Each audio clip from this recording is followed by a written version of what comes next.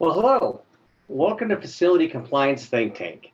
My name is Lance Woolf, and I'll be your moderator for today's webinar. And this is the last webinar in a series of 5 this fall. Today's subject is exploring the pitfalls of specializing trades within the engineering department. Facility Compliance Think Tank, or FCTT for short, is what we call it. This whole venture was created and is sponsored by Soleran since COVID-19 has caused such an impact within hospitals. So it's canceled educational conventions and opportunities. And what has happened is people have not been able to get any additional information that's needed. So what we've done is we've handpicked the nation's top professionals in their field to help with compliance. This webinar has 2 purposes. First, we want to discuss the best practices in the areas of life safety, emergency preparedness, and other compliance-related topics during COVID. And second, this series of webinars was created to help healthcare professionals network together and share ideas. We want to see this network grow. So we want to take those best practices and build upon them, which helps all professionals nationwide. Our members consist of directors and facility compliance leaders all over the country, and we focus on offering real-time practices throughout the webinar series. We do have a couple additional resources as well. First, we have the leadership networking group that's located on LinkedIn, and then we also have an online Q&A on Soleran's website for any type of compliance questions that you may have. A little bit of background on me. Again, my name is Lance Woolf, and I'm the Director of Life Safety Compliance here at Soleran. I'm a former life safety code surveyor for Joint Commission, and I have 17 years of experience in hospitals at the director, senior director position level. Areas that I oversaw was engineering, emergency preparedness, safety, biomed, security, and environmental services. So during those 17 years, I also dealt with H1N1, SARS, Ebola, and now COVID-19. Here's today's speaker lineup that we have. First, we have Adam Zorn. He's the Director of Engineering at Children's Mercy located in Kansas City, Missouri. And next we have Scott Amburgey. He's the Director of Facilities Engineering at Parkview Health located in Fort Wayne, Indiana. And after Scott, we have Clayton Smith. Clayton's the Senior Director of Engineering at Children's Health located in Dallas, Texas. We really appreciate all of our speakers taking time out of their day to provide us with a wealth of knowledge on different topics. And I'm sure this is going to be informative for everyone here. A little bit of housekeeping items is each panelist has about 5 minutes utilizing PowerPoint slides, so we encourage you to take screenshots. But if you're not able to, we are recording this webinar and it's going to be emailed to you tomorrow in case you missed something. So feel free to use this webinar as a reference to utilize in future training as well for you. So after our speakers have presented, we're going to have about 10 minutes for a live Q&A session. So please use the Q&A button at the bottom of your screen to ask the questions. Don't use the chat, specifically use the Q&A button. And if your toolbar disappears, just scroll your mouse over it and it will come back. We're going to try to answer as many of your questions as possible, but if we can't get them to all of them today, we'll follow up with you if yours isn't answered during the webinar. Any questions afterwards, utilize the Think Tank Q&A online where FCTT members can interact and answer your questions. And on the last slide of this presentation, we're going to have that web address on it so you can go ahead and utilize the site. Well, let's go ahead and get started with the webinar. First, we're going to start with Adam Zorn, and Adam's going to talk about the pros and cons of specialization at his facility. So Adam, you there? I am. Thank you, Lance. Great. Well, go ahead, take it away, Adam. Thank you. Thanks. Yeah, Adam Zorn, Director of Engineering at Children's Mercy Hospital in Kansas City. And like Lance said, I'm going to focus on our hospital and how we utilize our resources and our engineering team. Just a little bit about Children's Mercy to kind of give you some background here. We have 2 hospitals, both located in the Kansas City metro. One's downtown. Our main hospital is about 314 beds and 1.5 million square feet. Our second hospital is in Overland Park, which is a suburb south of Kansas City. It has 52 beds and about 200,000 square feet. And then we operate dozens of other clinics, 2 larger ones in town. We have staffed Monday through Friday. And so the idea behind how we train our engineers and how we use our engineers, and again, this conversation is going to be focused on the engineers themselves. I have about 60 people that report up through me in the engineering department, and 30 of them are engineers, and these are the guys that take care of our mechanical systems primarily. We also have onboard electrical and plumbing staff, and they're all journeymen or master electricians or journeyman plumbers. So, but we're going to focus on the engineers who primarily take care of the mechanical systems. And the way for the most part, the way we utilize our staff is that we try to cross-train everybody on all systems that we have in the hospital. So any mechanical system, the plant, HVAC, pumps, all that good stuff. Everybody kind of has a cross-training, and they are able to perform maintenance on each type of system.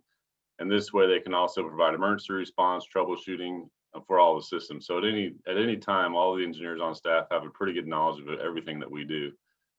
We also rotate responsibilities. Every day we have one guy that operates and another guy that just provides trouble support. So work orders that come in from clinical staff and other support personnel in the hospital, they're out running around and taking care of emergent issues. And again, that rotates through each day. So we try to keep everybody that way cross-trained, really every couple of weeks they're doing one of those jobs. Then of course, all of them are assigned preventative maintenance on various types of systems. And we really try to keep a pretty good mix of that too, to try to get everybody cross-trained and doing that stuff on monthly and throughout the year. And again, we have those dedicated electrician and plumbing departments. Next slide. So, but there are times where we do want to specialize. So while everybody can do everything a little bit, based on some of these aspects, we will specialize with some people. And we do this when the system is really complex and it's just tough to have everybody know everything, of course, or when the documentation or compliance requirements are or there's a lot of them. So that's primarily the Joint Commission requirements. It's kind of hard to keep everything consistent there if we have everybody providing that documentation. Definitely it's efficient sometimes, more efficient depending on what the system is, to have certain people doing that work instead of trying to get everybody to do it all the time. And some shifts are just more suitable. For instance, working on boilers at night and doing maintenance on them is a lot better when we don't have ORs working or cases in the ORs going on. So those shifts are more suitable for some of those bigger PMs. And then staff experience will also lead us to have some staff do certain things more specifically. Next slide. So here's some examples of those types of systems that we will have just a guy or two that are definitely our specialists. Fire alarm kind of encompasses all those aspects. It's pretty complex. We have to use specialized contractors that do a lot of our work. And everybody that's ever been a facilities manager at a hospital knows that this is one of the funner things for us to do, is to take care of all of the documentation for fire alarm and trying to get our vendors to have all the correct information, which, they seem to forget about every time they give us the documentation. So that's definitely something that we want to have one guy work on, or at least a couple guys, definitely coordinate with all that stuff. Fire protection is very similar, similar aspects of a lot of documentation for Joint Commission. Shutdowns are difficult to schedule, and you have to really know a lot about those systems to be able to schedule those shutdowns correctly and working with those contractors. Maintaining the boiler plant and operating the boiler plant and chilled water systems, there's usually guys that gravitate toward that, and those are pretty complex. They're very specific. And again, those shutdowns are best done on certain shifts, so that also leads to specialization. Next slide. Pneumatic tube system is another one that's just complex, and it takes extensive training to keep our guys on top of the system and the programming. That's similar to BMS controls and HVAC troubleshooting. It's a lot of training for BMS controls. As everybody knows, we're lucky enough to have a guy on staff that we actually pulled from a BMS vendor after 15, 20 years of experience. So we're lucky to have that guy on staff. And without him, there's a whole lot of things that we can't do. Very complex and a lot of training.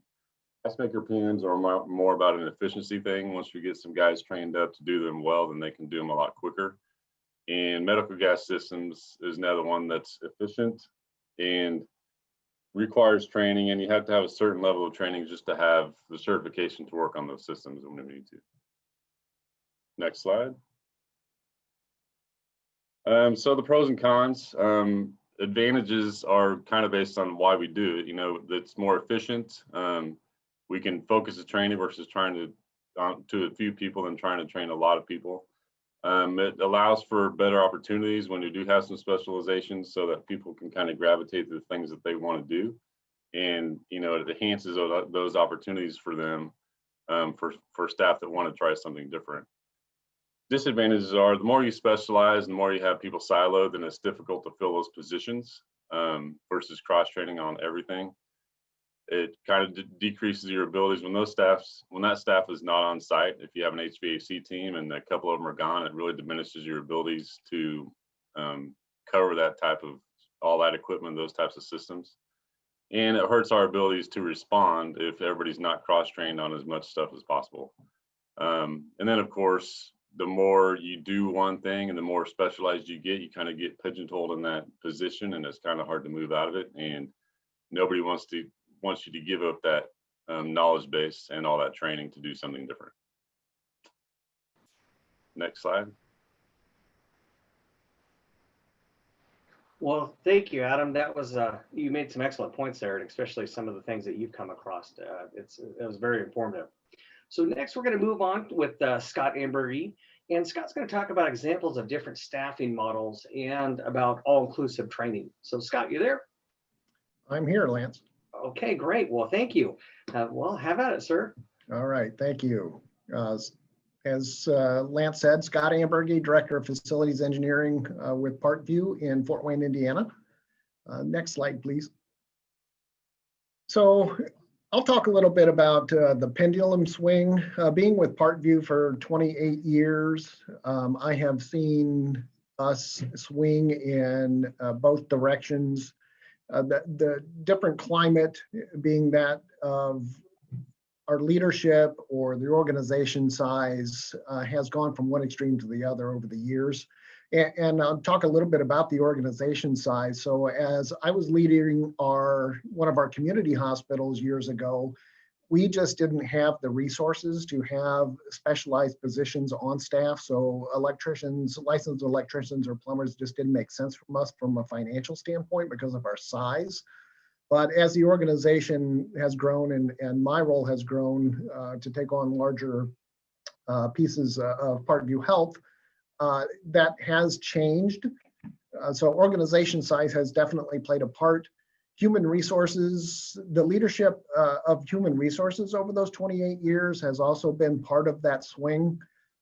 As human resources leadership has changed, you know, at times we've had literally thousands of job profiles across the organization. And at times, HR leadership has asked the organization to look at reducing that number to make that a little bit more manageable for them.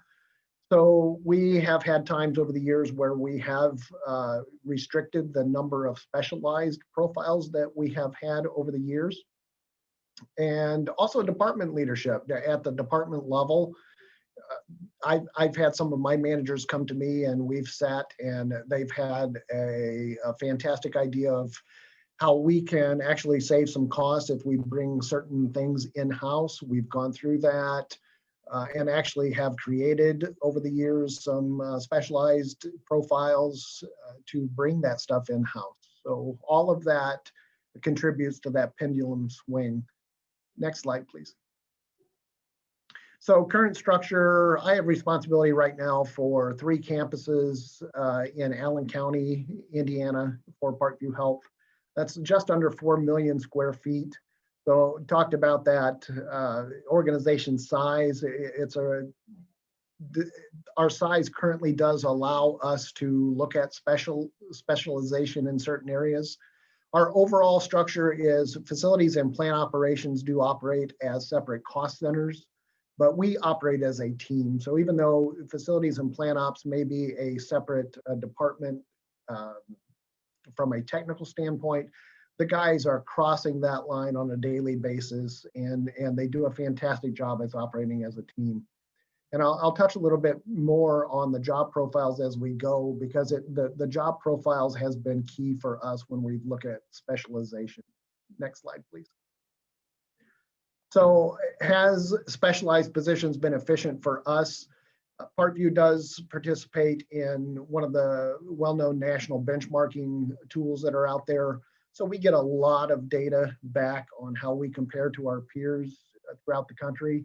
And we have highs and lows. So if you look at some of our highs, if you look at our wage rate or our salaries overall, we are probably in the top 30%, which means we are on the higher end of our wage rate. But because we do have a number of specialized positions, that's not surprising, just because we are paying for to have those licensed electricians, licensed plumbers, some of the other specializations. But on the flip side of that, on the lows, if you look at our contracted labor rates, our equipment maintenance contracts, our outsourcing, we are very favorable in that area. So it shows that we are bringing that stuff in-house. And overall, our total cost for maintenance per square foot is we're over the 90th percentile. So it is showing that overall we are extremely efficient in what we are doing. Probably the major challenge with that is to make sure that executive leadership and our finance folks get to see that big picture. So we have to know our numbers really well, because if they're focusing just on wage rates, or if they're focusing on FTEs, we have to be able to show them the bigger picture of what that specialization does for us, and being able to bring that in-house and being overall much more efficient. Next slide, please.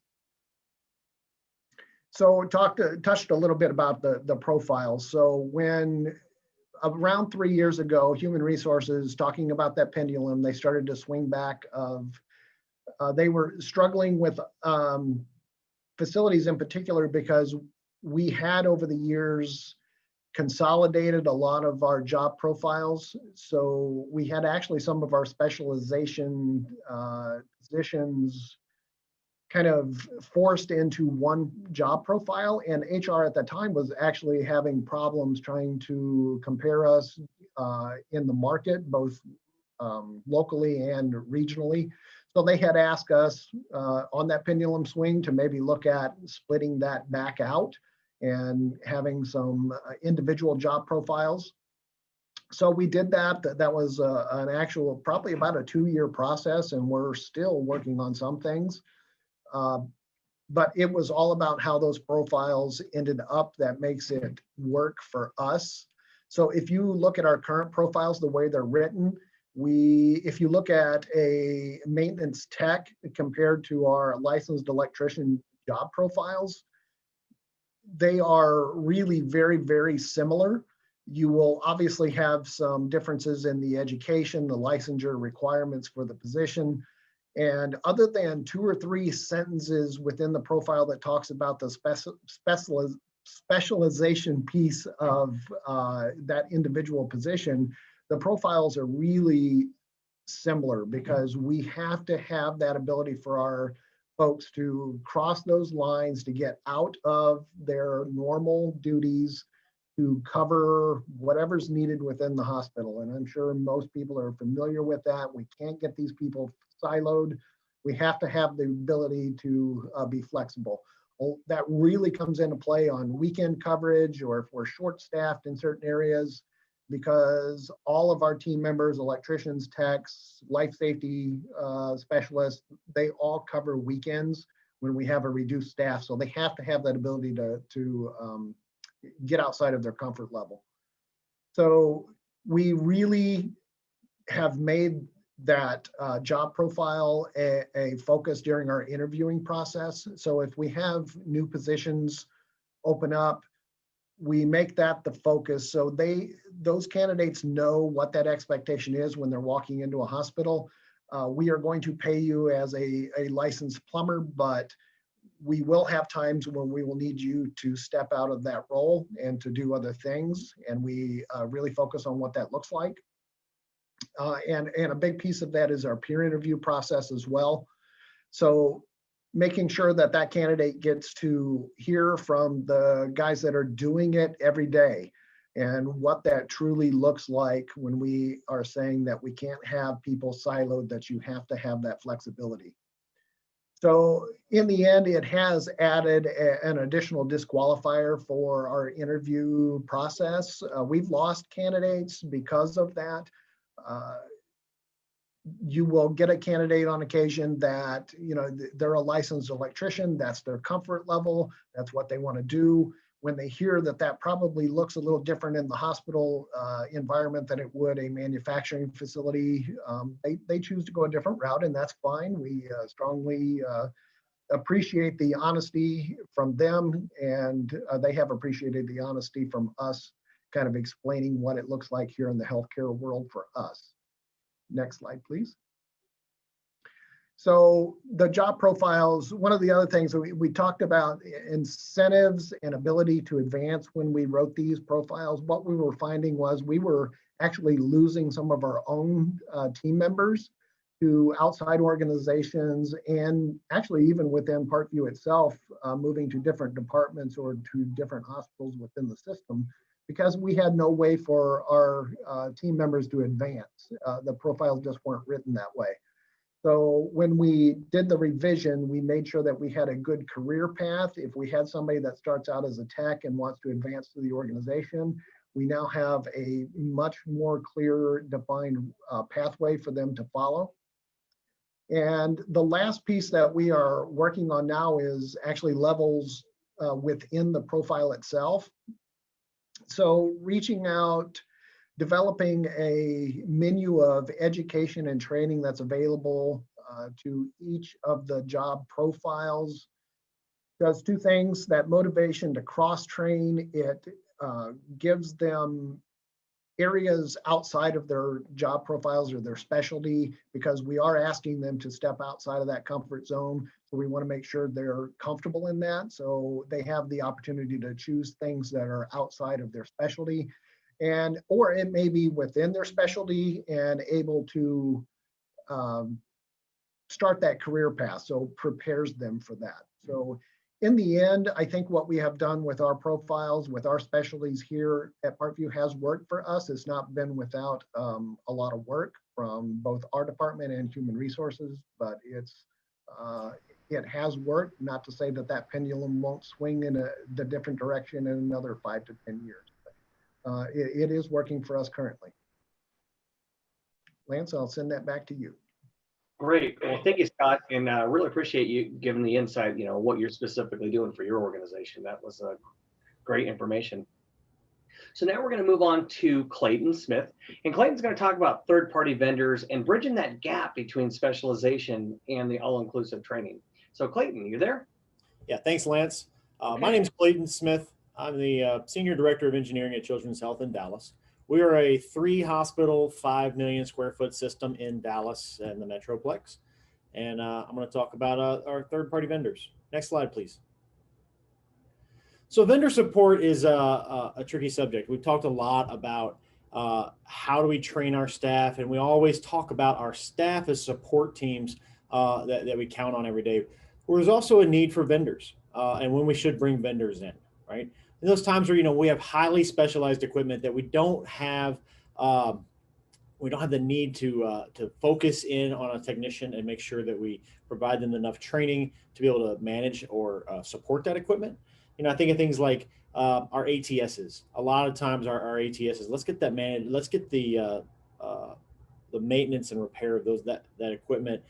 We can farm that out to like a vendor who can support it and leave our technicians to do other work that may not be so specialized. Also, things that require licensed technicians. One of the ones we always talk about at this point is MedGas. We got to do an annual MedGas certification. Need to have someone who is licensed to be able to do that certification, and to put one of your technicians through school for that may or may not be a value add to the organization. It all depends on the size and how often we're doing that. If it's just once a year, maybe it makes a lot of sense to reach out and get a vendor. The other thing are like low frequency, high risk tasks. A lot of organizations need to do that from a risk-based scenario. Sometimes we don't have a choice but to have to wire into a panel hot. And I know in this organization, we have to put that out for vendor support. We're not going to put any of our technicians that are in a position to be at a high risk task like that, even though we do everything we can to make it as safe as possible. So those are those times when you want to reach out and find that vendor who can be your partner to provide that kind of support. Next slide, please. Some of the things that go on the downside of too much vendor support, technicians can become diagnosticians. And we've seen this a lot where, if you get too much vendor support, we get a call for something's broken, we get notified something's broken, and you go send a technician, they say, yeah, it's broken. I got to go call the vendor to come manage that. And then you end up with a technician babysitting a vendor while they make a repair. That sometimes can be done with in-house staff, right? So if you can train your staff, you may not need that vendor support in the same way for all of those items that aren't, those in those categories we listed before. With that, your repair costs are going to increase. If I can manage the labor and I'm going to pay that labor anyway, I'm budgeted that labor for the full year and I pay the parts, it's definitely going to be less than going out and getting vendor support on items that we know that we can do ourselves. And lastly, response time. I mean, we all have had that situation where, a flood, a major piece of equipment goes down and you got to call and get a vendor. And it always happens, 7:45 in the morning during rush hour, back when rush hour was a thing.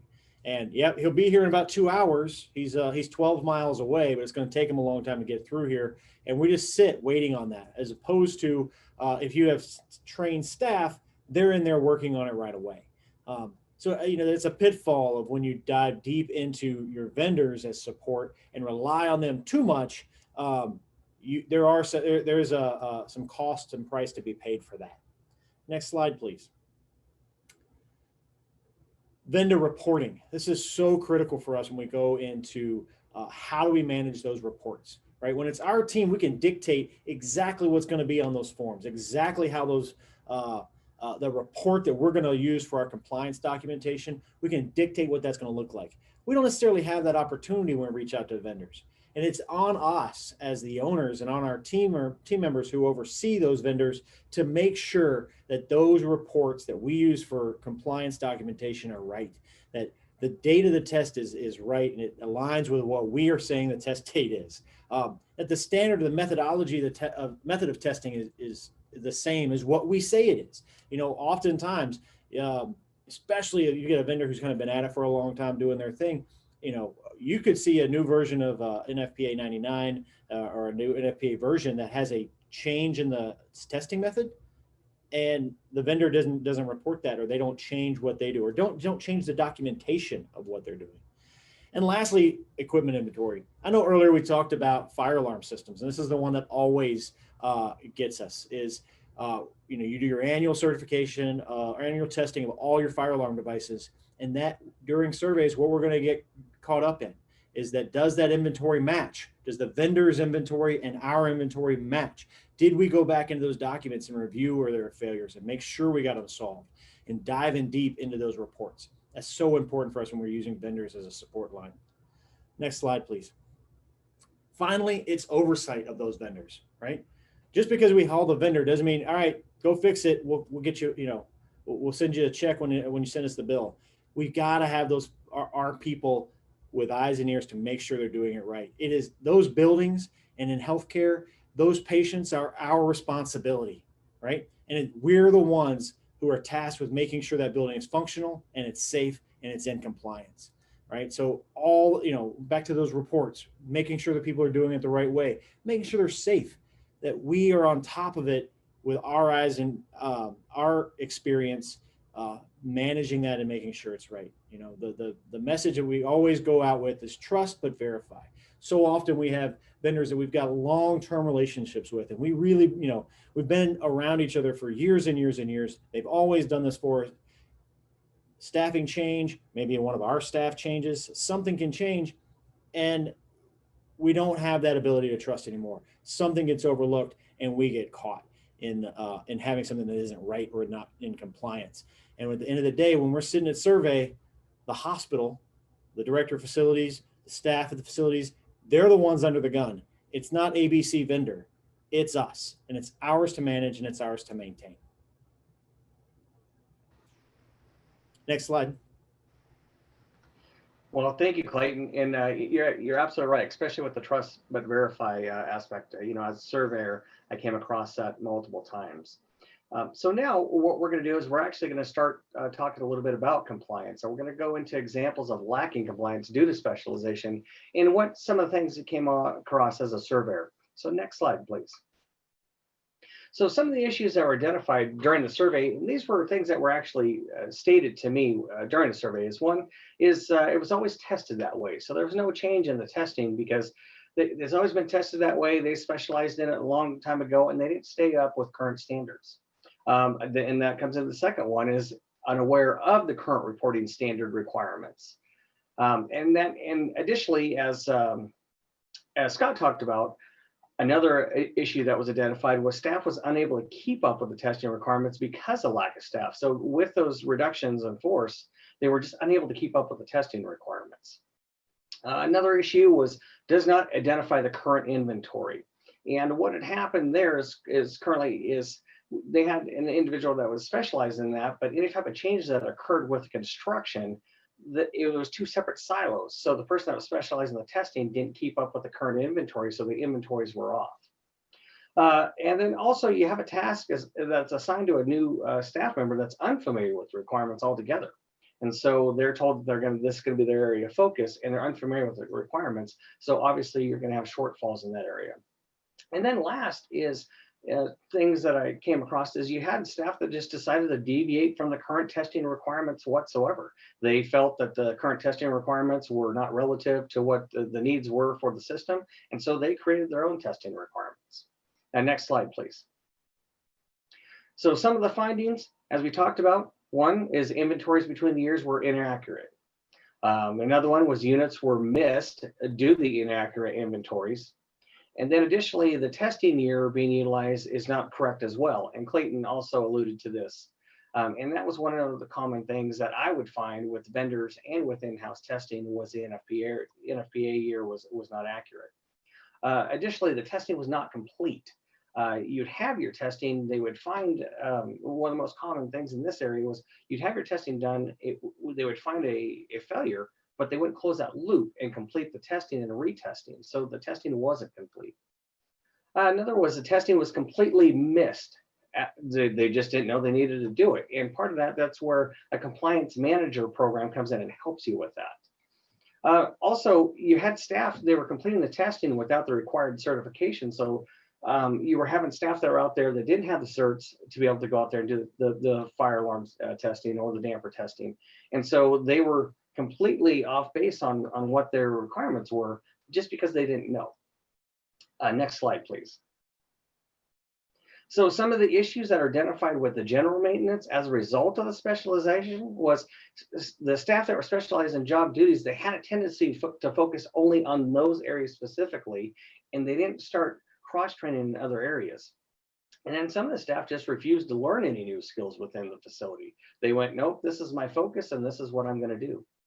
And as a result, some of the general maintenance was just missed. Manufacturer recommendations was not followed. So if there was an area where there was a lot of specialization in, I would start focusing on just the general maintenance on certain equipment and the manufacturer's recommendations. And there were times where I'd find multiple shortcomings just because there was such a focus in other areas. The staff wasn't available to complete the testing as required because of the specialization. And that's because this was another area is people were out on sick and vacation, and they didn't have that vendor to fall back on to come in and complete the testing when they were within their window. And then as we talked about, with reduction in staff, that immediately creates deficiencies in your maintenance testing right off the bat. If you had an individual that specifically that was their focus and they left, immediately those deficiencies would start arising because you were having a hard time trying to fill that position. So another issue, and this is what common statement that was made to me throughout facilities, is some facilities felt that for their size that the staff wasn't as efficient and there was more downtime within their organization. They would go in and to the break rooms, and individuals that had their areas that were their specific focus. They were sitting around the table because they had their duties done for the day, but they weren't taking that extra step to go out and cross-train in other areas. Next slide, please. So some of the suggestions I have is, one, require multiple skill sets when hiring new staff. And so utilize your field training for new staff as an opportunity to educate them on expanding their skill set. And as Scott Amburgey also alluded to this as well, let them know when they come in, they're not just going to focus just on one area, that's going to be the expectation, is to expand the skill set. And then if you're doing testing in-house, make sure you have multiple staff involved so testing schedules are not missed. That was one of the most common things that I came across, was you had an individual that was specialized in a certain area, had the certifications, was doing the testing, was doing it correctly, but because they had something that was, whether it was a surgery, they got hurt, they were out for a while, all of a sudden the testing schedules were getting missed as a result. So another suggestion is utilize an automated program to help automate and maintain your testing schedules to help keep those audits in the checks and balance in place. Also, create a healthcare engineer environment. And what I mean by this is, when you hire individuals that come in, let them know that they're becoming a healthcare engineer. They're not just going to focus, they're no longer an electrician, they're no longer a plumber, they're now a healthcare engineer. And the expectations is that cross-training is going to go across, many different skill sets.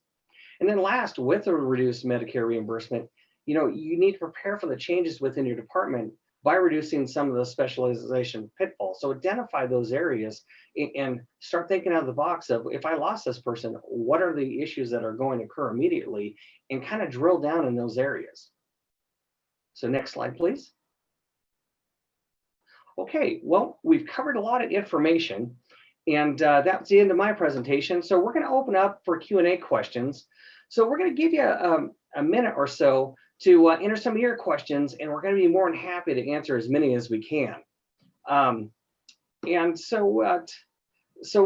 have some in the queue already, and so the first question that we have is it's for Adam Zorn. And Adam, the question is with the constant reduction in non-clinical staff and you're requiring a more diverse workforce, what specialized positions do you feel are essential to keep within the healthcare facility?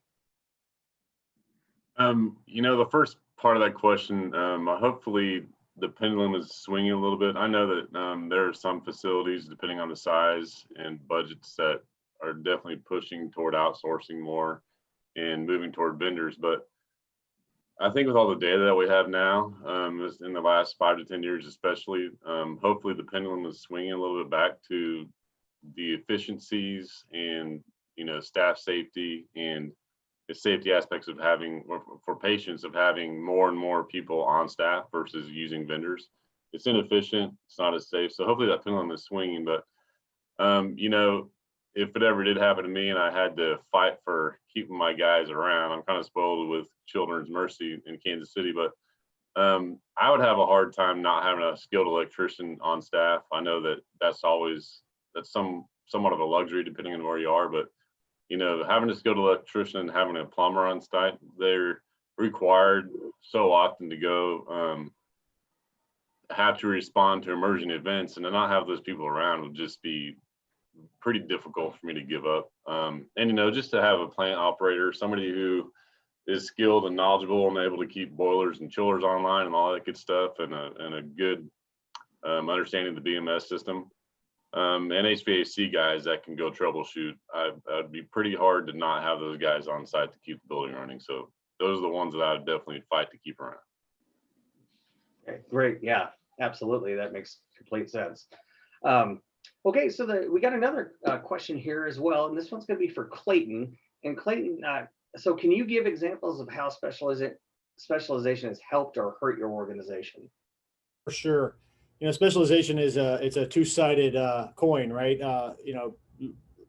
Adam just talked about building automation systems and controls technicians. Having someone who not only understands how the HVAC systems work and the mechanical systems work, but also how to navigate controls directly, where you're not completely tied to a vendor for support for that is invaluable. You've got to be able to respond quickly and to troubleshoot well. You really almost have to have that type of resource in-house, and they're not cheap. And and they're easily poached away. We got to take care of them. We got to support them and make sure we're doing the right thing with them. Those are ones I say they help you all the time. From a herd perspective, I kind of alluded to it back in my part of the presentation. It's when those vendors sometimes get comfortable or they have a change in leadership or a change in staffing where, they get very complacent or, it's going to be fine. We'll take care of them when we get there. A lot of times we need it yesterday. We can't, we can't keep explaining how important it is for us to be back online. And you have to work with our schedule, not yours, is a way to say that. So, when you specialize like that, having those vendors kind of on deck and supporting us is critical. Okay, great. And Scott, we have an additional question for you, and this is coming from Taylor Vaughn, and her question is what are the titles for your positions? For example, a licensed electrician whose primary job is electrical, but they may be expected to perform other tasks. So how are you handling those position titles? Sure. Quickly, a current list of our job titles, very similar to some of the ones that Adam had talked about. We have Tech 1s and 2s, which are solely based on experience. We have certified HVAC techs, certified plant operators, licensed electricians, licensed plumber. We have our certified life safety specialists, certified locksmiths, and painters. That's our current menu of job profiles that we have. And the part of that question is, okay, if you have our licensed electrician, there are duties other than being an electrician in the hospital environment. And that goes back to, again, how we wrote our profiles. The part of the profile that talks about the licensed electrician piece is very, very small. The vast majority of the profile is talking about those common elements that we're going to expect to be done as needed. So it's not that we overlook the electrician part, but it is a focus for us to make sure that if you're coming in, what this environment looks like in a healthcare organization. And yes, we're going to use you as an electrician.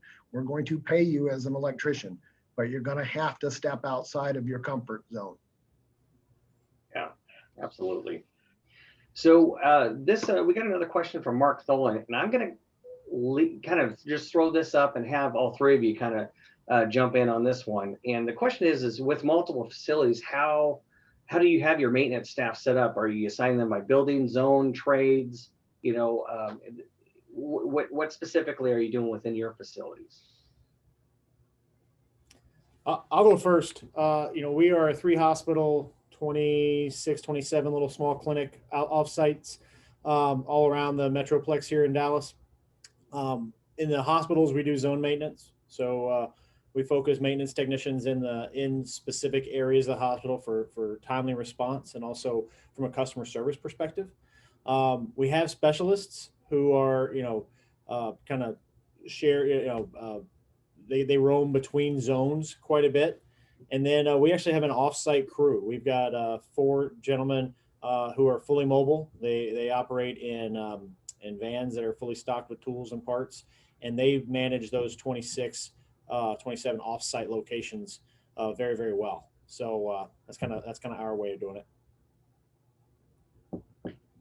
I can talk a little bit about, we have a combination here, very similar to Clayton, where our specialized positions are across the board. They will pretty much cover the whole campus.